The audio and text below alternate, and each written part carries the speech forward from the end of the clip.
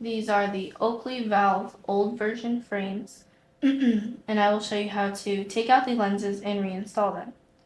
So to take out the lenses, you take the top and bottom part of the frames and you pull and push out the frame with both hands.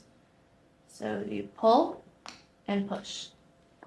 Should be fairly easy. Now to reinstall the lenses, you're going to place the top part of the lens into the groove of the frames first.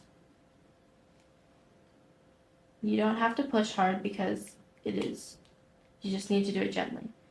And that it should be secure in the top part, and then you just push on the corner and it should click in.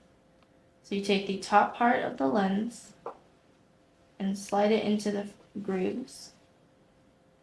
Make sure it's secure and then push the corner down. And that's it.